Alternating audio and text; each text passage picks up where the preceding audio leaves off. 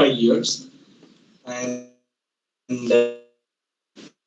way beyond this teaching, he has also spread his wings over in the field of research in translation studies, and has been enlightening everyone through his remarkable literary works and studies.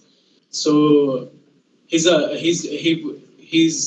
bilingual writer in both Kannada and English, and as a result of that he has also coordinated a translation series called Classical Kannada Text in English, and he's very much into research and has given more than 150 seminars and has published more papers, and so constantly that role of being a researcher has brought him here as well, and we are happy to have you here, sir. And the question is that the Shakespeare is still relevant for us, and sir also has brought up with the same question. So the title of his talk is that what did Shakespeare do to us, and what did we do to Shakespeare? So it's very interesting. And with this, I would like to welcome Professor Tharakeshwar, so on the dais. Please welcome, sir. Thank you for the introduction, and namaste to everyone. So the topic, as you know, is about what did Shakespeare do to us and what did we do to Shakespeare? Who is this us and we? What did you get when you hear the title? We, Indians, Kannadigas, are the teachers of English, students of English. Who is this we or us that I'm talking about? Are researchers? Are the present generation compared to Shakespeare generation? So who are this we or us that I'm talking about is the interesting thing. So obviously Shakespeare came to India or came to us here in a colonial context. So if there was no colonial context, I don't know whether Shakespeare would have come or not. That is a speculative question. But he came to us through colonialism. When English education was introduced here, we learnt about Shakespeare, and Shakespeare became the icon of English literature and continues to be. But what did he do to us when we started reading English literature in India? Some kind of anxiety that we don't have a writer like Shakespeare.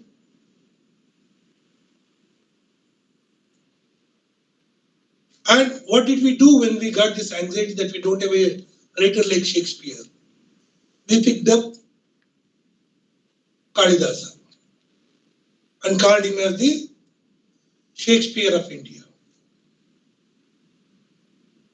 Why should we call Shakespeare Kalidasa as the Shakespeare of India? I don't know. But that was the anxiety. We also wanted to show that there is somebody, a well-known playwright even in India. And interestingly, one of my students has done a research on Kalidasa especially, in terms of manuscripts. Until 18th and 19th century, Kalidasa was known for not Abhignan Shakuntala. For example, in Kannada, Kalidasa gets translated only in the 1860s onwards. Until then, though Kannada was translating from Sanskrit, lot of texts, we never felt that we should translate Abhijnana Shakuntala. We were translating Kama Shastra, we were translating Gasha Shastra, we were translating Ashwa Shastra, Ora Shastra. All kinds of things were translated. Ramayana and Mahabharata were translated into Kannada from Sanskrit, but we never thought of translating Kalidasa into Kannada. Kalidasa's plays were not important for us to bring into Kannada. But suddenly in 19th century, Kalidasa becomes important in 1860s onwards. The story that I am telling about Kannada is more or less true of other languages in India too. This is the time when Kalidasa's plays, especially Abhijnana Shakuntala, gets translated into Indian languages. And after that, there is no stopping. There are 40-50 translations in Malayalam. I have not counted in Kannada, but if somebody does a work in Kannada, they also might come out with 40-50 translations of Kalidasa's plays in Kannada too. So why this happened? Suddenly we discovered Kalidasa because of the anxiety created by Shakespeare. Otherwise, Kalidasa was known for Kumara Sambhava, Raghuvamsha. These were the texts and the manuscripts that were in circulation. So what one of my students did was to look at the manuscripts, collections, and the number of manuscripts of Raghuvamsha and Kumara Sambhava were more than Abhijnana Shakuntala. Hardly one or two manuscripts of Abhijnana Shakuntala. But with print, Abhijnana Shakuntala dominates, Kumara Sambhava and other things will go on. So what Shakespeare did to us was to change our aesthetics. What we thought important in Sanskrit earlier and what we now think important in Sanskrit has changed. Kalidasa existed earlier even in Sanskrit, but we did not think it was important. But suddenly, with Shakespeare, with print technology, our aesthetics changed and Abhijnana Shakuntalam becomes important. It is also because Abhijnana Shakuntalam gets translated into European languages before it gets translated into Indian languages. The colonial master has put the stamp of authority on Abhijnana Shakuntala. Oh, is it great? Then we should also have it in Kannada. We should also have it in Malayalam. We should also have it in Bengali. So it's a shift in our aesthetics begins with English education and Shakespeare. So we start looking at Kalidasa as the Shakespeare of India.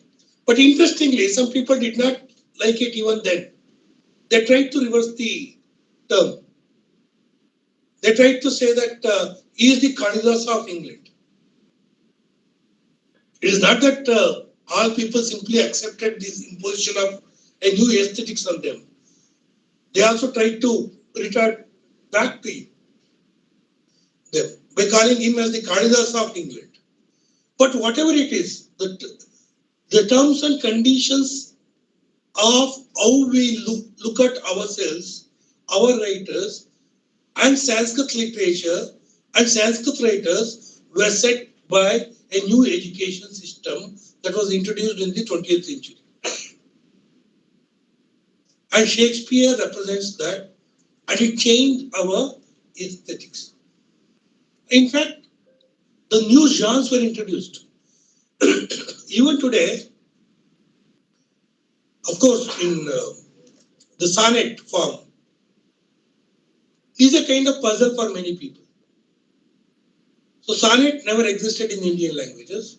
We wanted to bring it because we were introduced to Shakespeare. So early 20th century, there were attempts to write sonnet in Kannada, and it was called as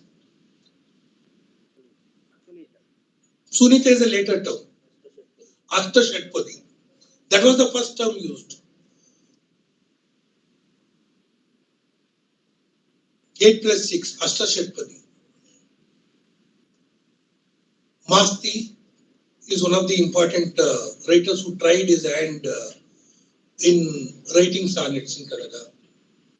And later on, many people did. By the time We translated Shakespeare's sonnets completely into Kannada in a Lakshminarayan, but it became Sunita. But until then, earlier it was called Ashtashakpati. If you look at Angla Kavitavali, Angla Kavita Sara, it's called Ashtashakpati. And even in this collection, Malara, especially, called Ashtashakpati. So this sonnet form is a new introduction to us. We don't know, have a term for it. First we use some term, it did not become popular. Then we use another term. Now it has become popular. When I ask you sonnet, you say Sunita. So in that sense, a new forms came to us through this English education and through Shakespeare. And the place itself, the proscenium theatre is completely new to us. We did not have a completely proscenium theatre in India. Though we might claim about Bharata's Nati Shastra and things like that, it was always a makeshift theatre. No permanent proscenium theatres existed in India. And in fact, though we have playwrights in Sanskrit, we hardly come across performances of these Sanskrit plays in India, except for the Kerala, where there are Sanskrit plays performed in the Kutambulam, that is in the temple premises. We don't hear about performances of Sanskrit plays in India. So they were more for reading rather than for performing, I would say. In spite of having Bharata's Natya Shastra, which is a compendium on how to perform things and what are the instruments that is necessary for performing and things like that. So the proscenium theatre was completely new. We had Bailata and other things, Yakshagana, these performing arts. But theatre was completely new, and it comes to us again through colonial period. When the British were here, they invited some troops to Bombay, Madras and Calcutta to perform for their own entertainment. And it was introduced to us, and then we also started imitating them. And in Bombay and in Bengal, this theatre activity began in Indian languages. And mainly in Kannada, it was the influence of Parsi theatre in Bombay. So this Parsi theatre is again an interesting thing vis-a-vis Shakespeare. They performed all kinds of plays. They took stories from Perso-Arabic sources. They took stories from Shakespeare. And they also took stories from Sanskrit. And also from folklore. The source was immaterial to this proscenium theatre.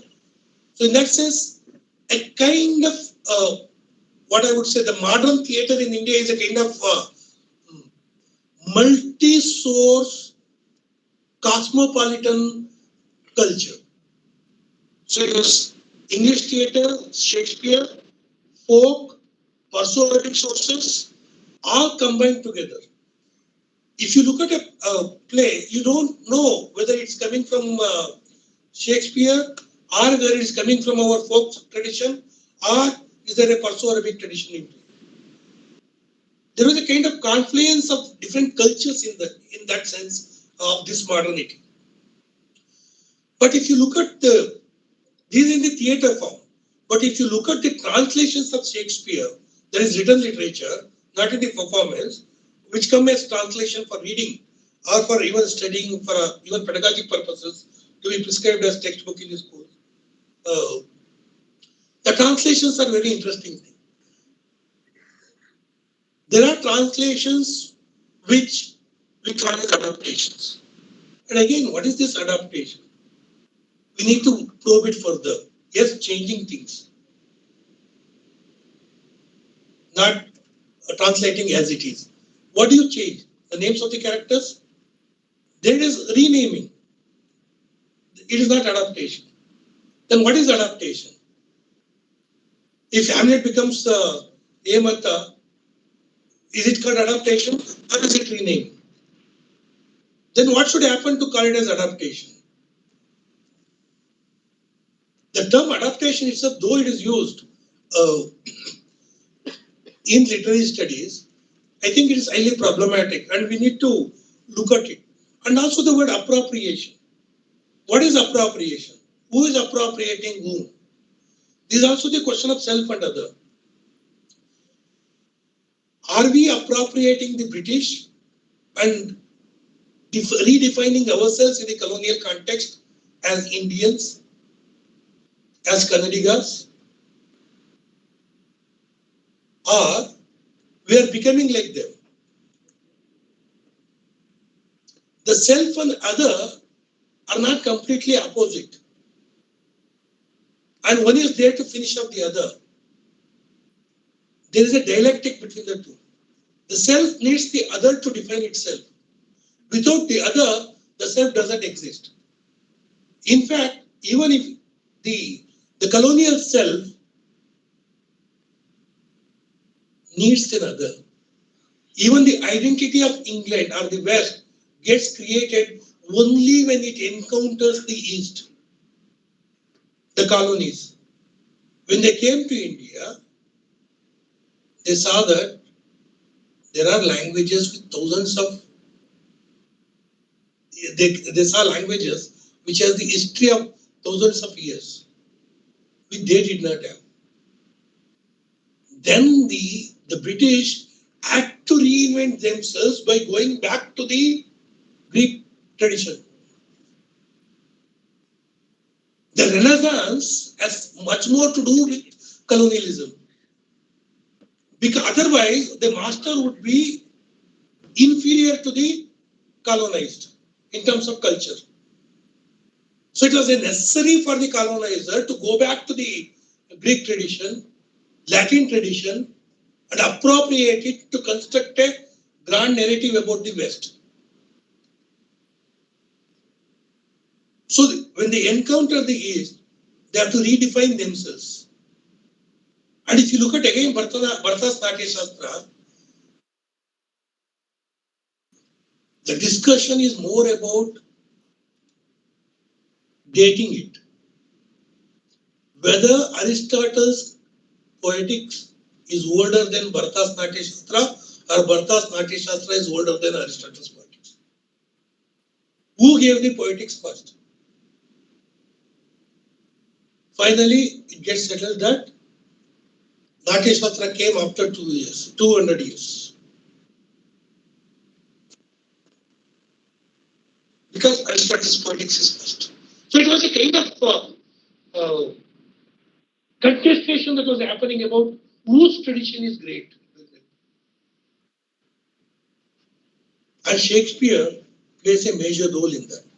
And it is not that if that was happening in the research area, in dating the earlier texts, if you look at the translations, Arish Trivedi, who has looked at the Hindi translations of Shakespeare, says that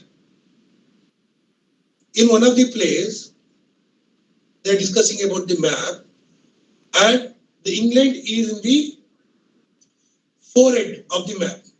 That in England is in the forehead. If you look at the map as a kind of human form, England is in the forehead. So that is a prominent country there in Shakespeare play. But in Hindi, what happens? Where is England? It is in a place where no one can see. That is in your bottom. So the Hindi translator, though translating Shakespeare, but in the translation of Shakespeare, it becomes a kind of contest between England versus the idea of India that was formed in 19th century. So India is prominent now. It is there in the forehead. Where is England? In a place where no one can see. So the translations of Shakespeare have become a site where this contestation between colonialism and nationalism takes place. Where the incipient Indian nationalism was getting formed. Through these translations, a kind of nationalism gets formed in the translation. But we need to see that The translation did not give rise only to Indian nationalism. I have spoken elsewhere that during the 19th century, we see that the language, Indian languages were getting modernized, standardized, dictionaries came out, grammars came out, the fonts were developed for the Indian languages. Sorry. So certain kind of a modern language was developed and certain kind of print technology came in, newspapers, magazines, and they created a channel of communication across the speakers of the language. A new linguistic community was also envisioned. Like in Europe, the nationalism is based on language. So in India also there was a nationalism based on language, Kannada nationalism, Tamil nationalism, Marathi, Bengali. But soon in the Bengali context, by the 1880s itself, Bengali nationalism gave rise to Indian nationalism. But in Kannada context, it takes up to 1920s when Kuvempu declares that Kannada Mata is the daughter of Bharat Mata. So by creating them as mother and daughter, they come together. Otherwise, until then they were going parallel to each other. Bharat Mata and Kannada. Even in 1911, if you look at B.M. Srikanteya, he looks at them as sisters.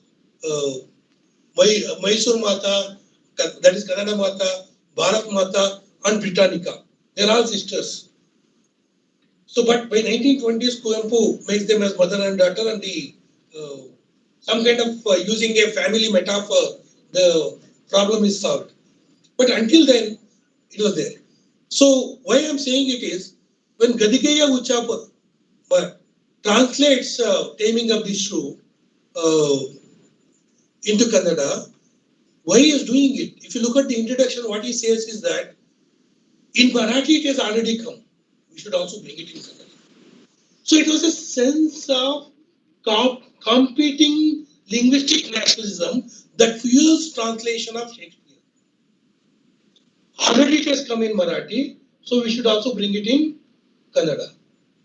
So these languages were competing with each other to bring Shakespeare. So Shakespeare becomes a reason to compete with each other now. It is already there in Tamil, so we should also bring in something in Tamil. Already Bengalis are translating Shakespeare, so we should also do it. In fact, my contention is that the first appearance of Shakespeare in Kannada in 1871 as Nagadavarnu Nagisuva Kate by Deputy Chanbasappa in a magazine run by Dharwad B.Ed Center is not actually based on English, based on Telugu, which is a prose translation, not a play translation, a prose translation story. And the Telugu version itself is based on Bengali. So the first appearance of Shakespeare is via English to Bengali, Bengali to Telugu, Telugu to Kannada. So it's quite interesting how this is happening.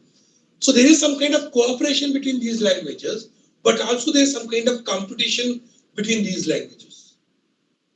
So it is one Indian nationalism is playing a role in transforming Shakespeare while bringing him in here, and also linguistic nationalism is also there, which conditions the way we bring in Shakespeare into Indian languages.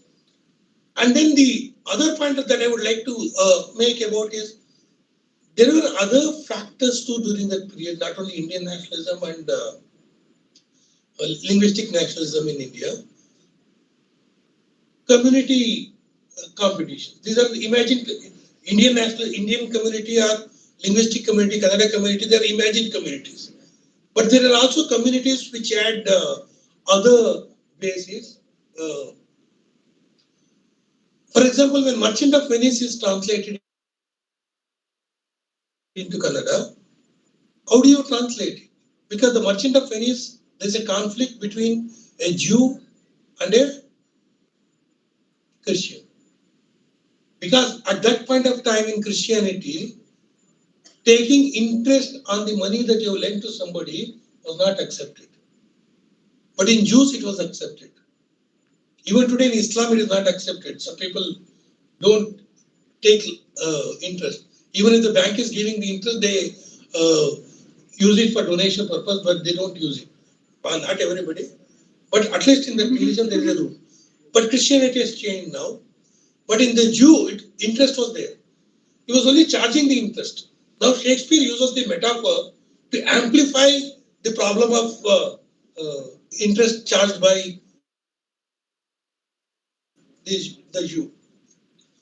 So when you bring it into Kannada, what should happen there? When you are adapting it to the local condition, renaming it. So it is no more a conflict between a Christian principle and a Jewish principle.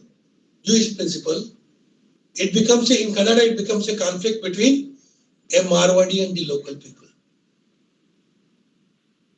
So the relationship between the Kannadigas and the Marwadi gets reflected in Shakespeare. And in another translation of Merchant of Venice, he becomes a Shetty, a Telugu Shetty.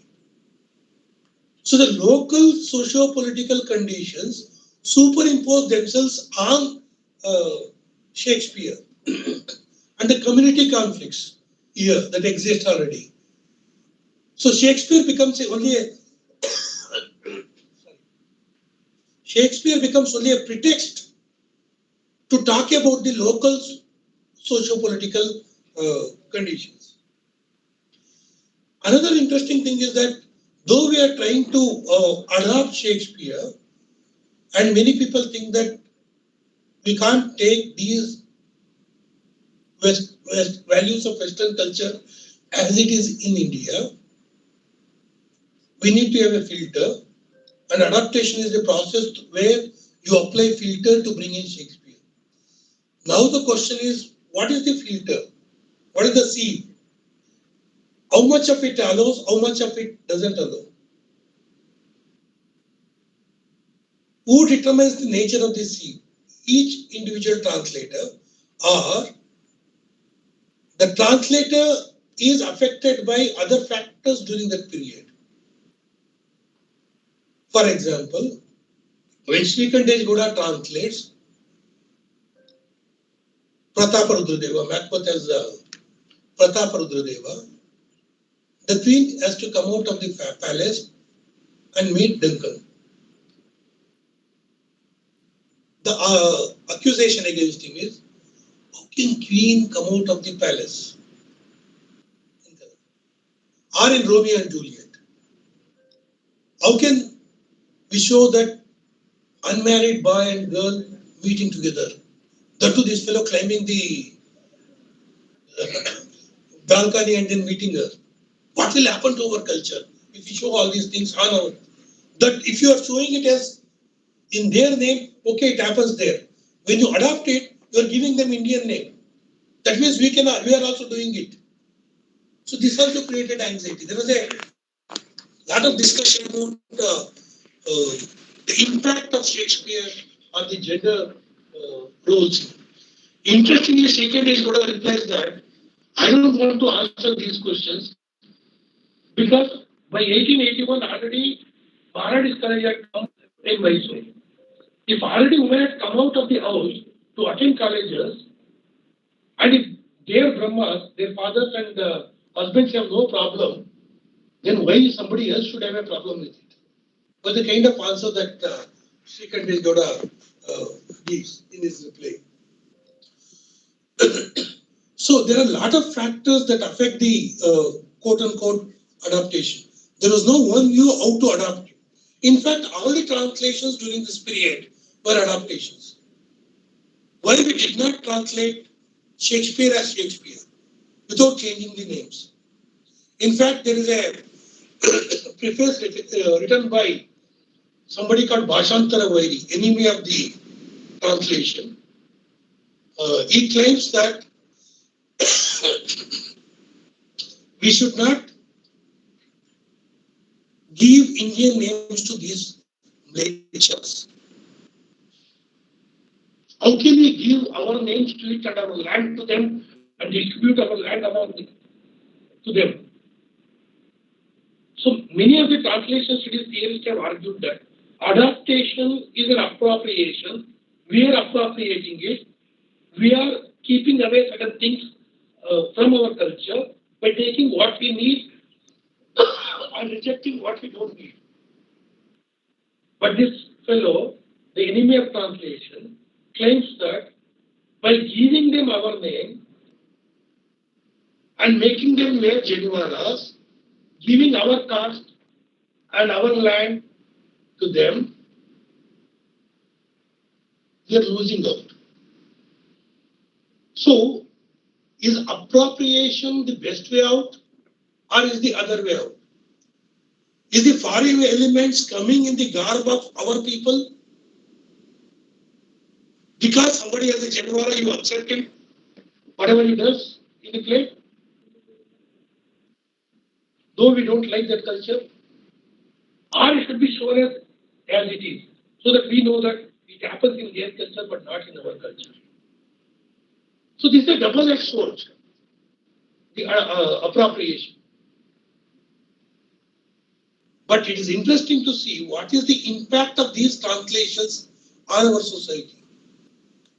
Whether it is in terms of gender issues, whether in terms of community relations. But more or less, the studies on Shakespeare's adaptations, either on stage or into other languages or onto cinema, there are 4 or 5 volumes that have already come out on these issues in the Indian context.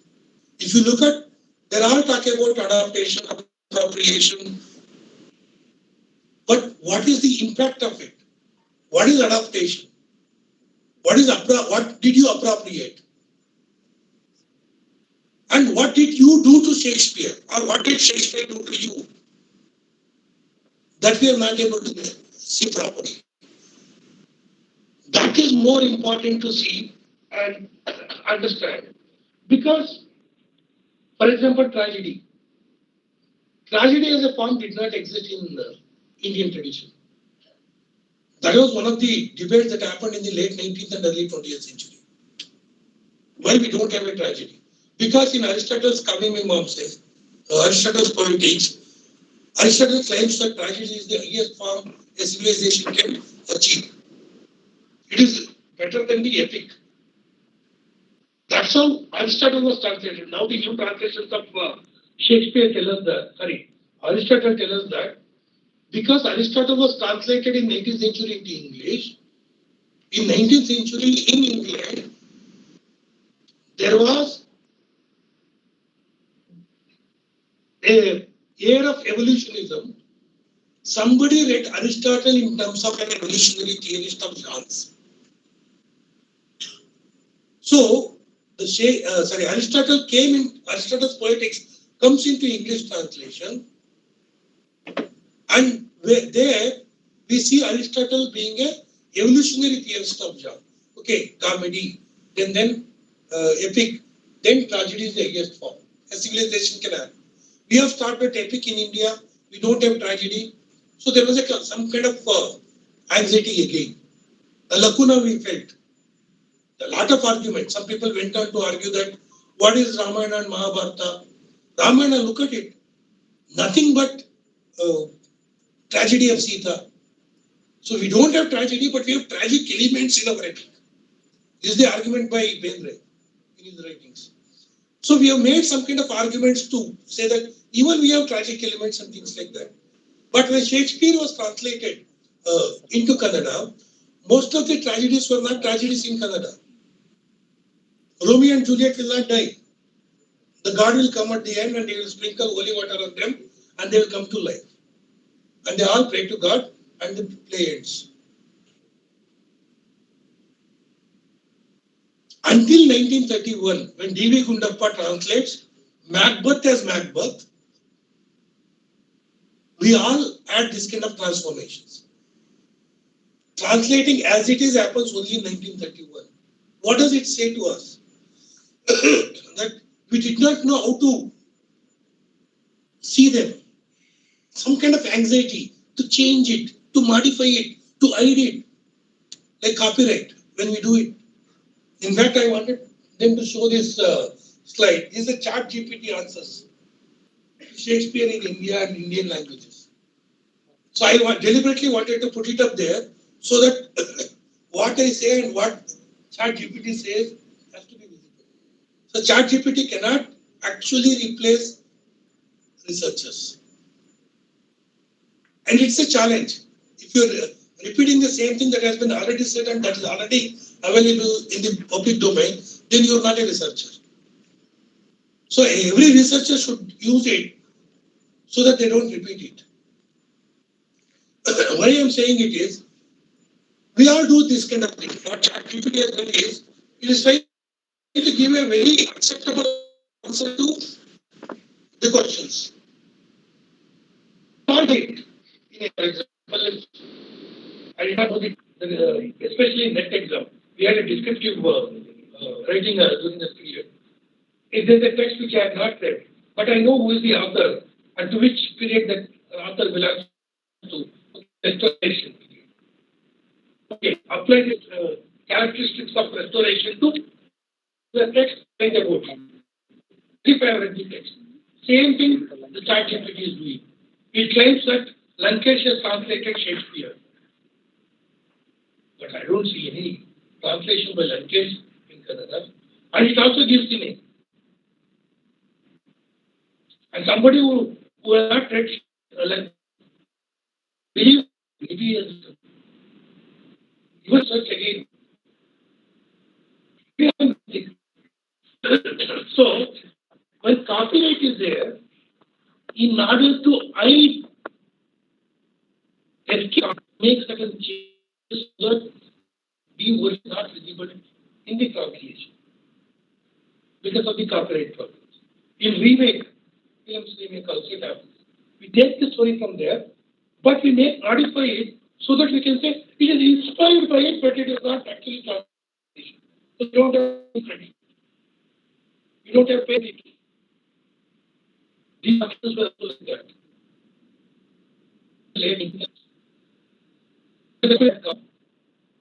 Maybe there are issues, but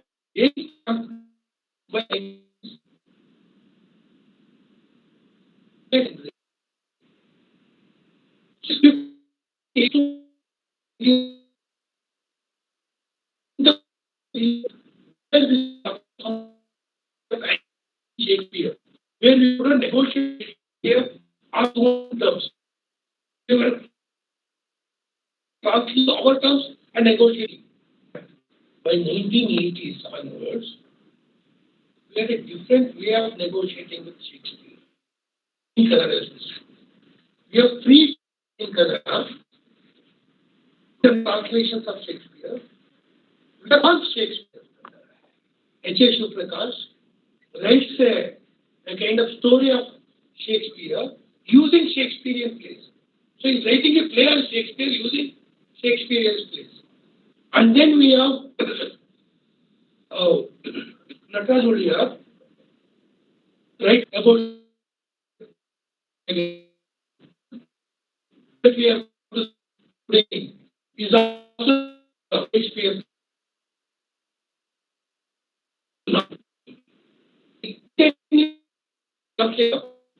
And then translating Shakespeare as it is without any modifications. Now we are also writing the plays on Shakespeare. That shows that now we have come out of those anxieties. Now we can make statements on Shakespeare and Shakespeare's life in an authoritative way in Kannada. But the research on Shakespeare, as I said, already 5 volumes have come out in the Indian context. Individual articles, dissertations are also there are numerous if you search on the net as well as on the various databases. And in Kannada itself, Shakespeare has fascinated not only our Baswar donor. This is the second conference that he has organized. Earlier also, one was organized in this university. Shah Bandura has written a book, Shakespeare Namaskara. So where he tries to bring in all that is available about Shakespeare. And then Ramchandra Deva's PhD, Shakespeare in Two Cultures in English, which was also translated by himself into Kannada. Shakespeare and Samskruti is also there. And T.S. Satyanath has also worked extensively on Shakespeare in Kannada. So in that sense, we have a tradition of working on Kannada, apart from translating it, and apart from writing now plays on it. So what I want to say now is this adaptation or appropriation could be various, could perform various functions. Adaptation as homage, as tribute. So we are adapting him, paying a homage to him, tribute to him. Adaptation as hostility. You don't want to acknowledge it. So you take him, but don't give credit to him. Be hostile to him, modify it, and present it. And adaptation as pretext. You use it only as a pretext to say what you want to say. Because he is already popular, use it and say what you want to say. So adaptation as pretext. And adaptation as mask. You simply use that mask. If you say something else, people may not accept it. So say it in using Shakespeare, especially in your WhatsApp groups, statuses. You give your own quotation, put Shakespeare at the end and circulate it. People have no patience to test it, so you circulate it. So adaptation is must, and adaptation is challenge. This is another important factor in translation.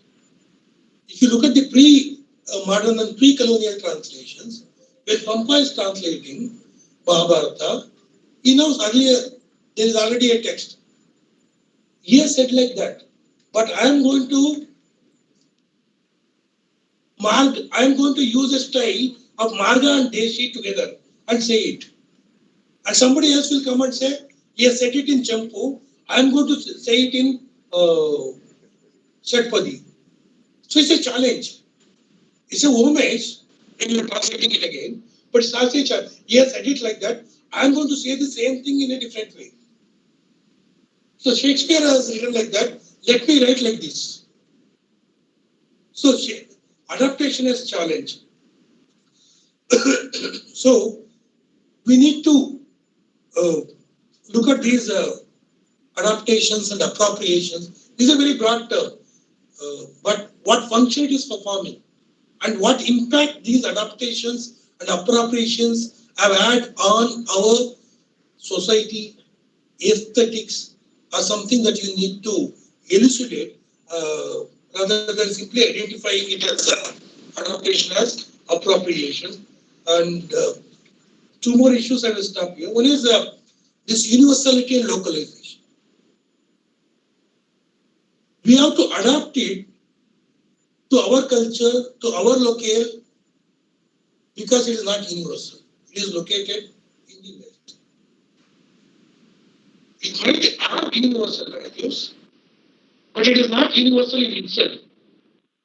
So it is located there. So you are delocating it and relocating it here. So in that sense, it is local, but has universal values, but you are relocating it. In that sense, it is not completely universal. It is also local specific. And the local will also have universal values. Even when you localize it, if it has the same values, it also has universal values. So this looking at this universal and local as a kind of dichotomy is also problematic.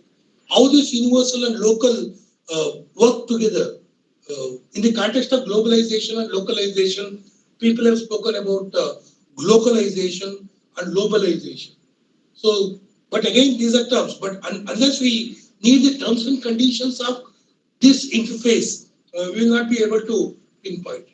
But whatever I'm saying, difficult to escape from Shakespeare.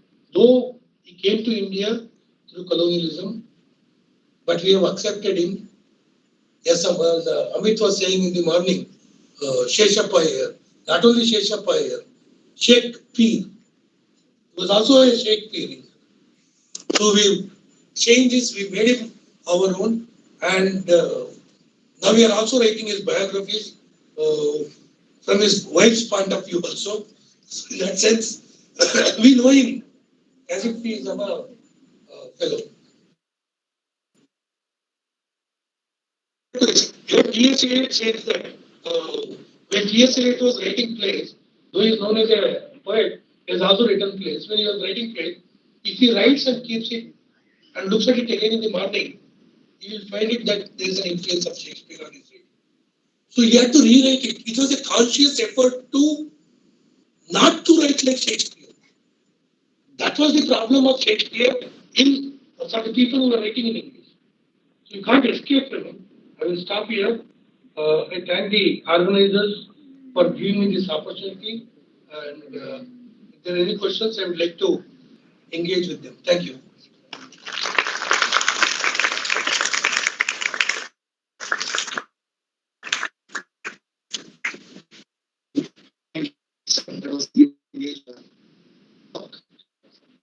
We will, there were several of the issues, aspects which were mentioned.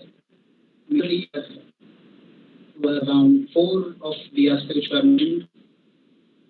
The whole sense and how most of this answer, like was mentioned in that how with appropriate the name or the idea or the personality of Shakespeare. And similarly, even now, just Tharakeshwar sir mentioned at the end of this talk that how, even among the Muslim circle, how they try to appropriate Shakespeare with the idea, name, and personality of Shakespeare. And like as the first aspect which referred by sir, moving on, he tried to bring in the aspect of aesthetics or in the context where how he changed uh, sense of anxiety defined or redefined the whole the domain of aesthetics by referring the writer Kalidasa. The second aspect is about translation and its implication, more than implication, how translation instilled a sense of nationalism with the competing regional languages in the India, how the nationalism rose, and what was the role of the whole translation in that particular rise of Indian nationalism.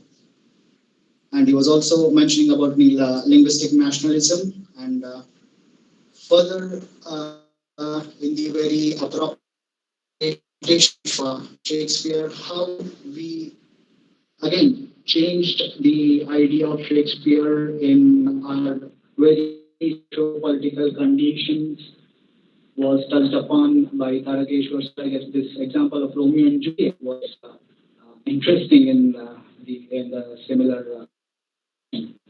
Further on, moving from the socio-political conditions, he also mentioned about the whole proper sphere is seen, and I guess he also does not LGBT.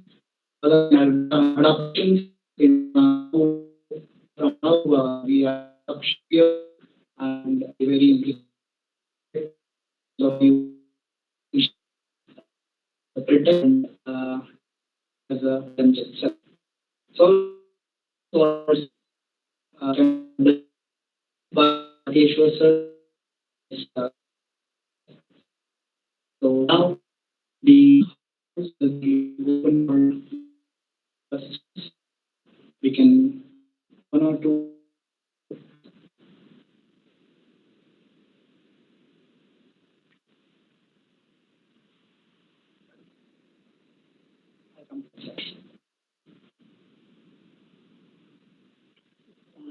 Yes, sir. I was curious about this. But, and others were used to just living in 48. cutting edge.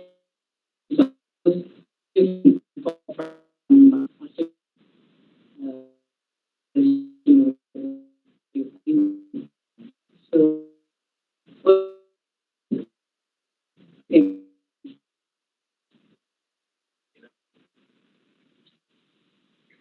again,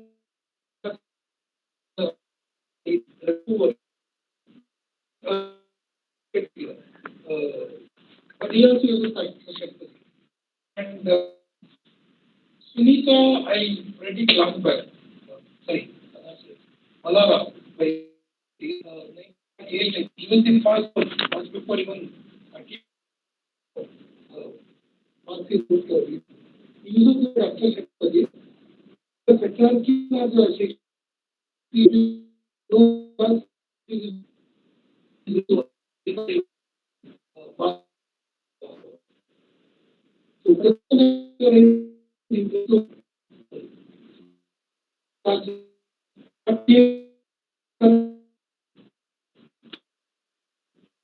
so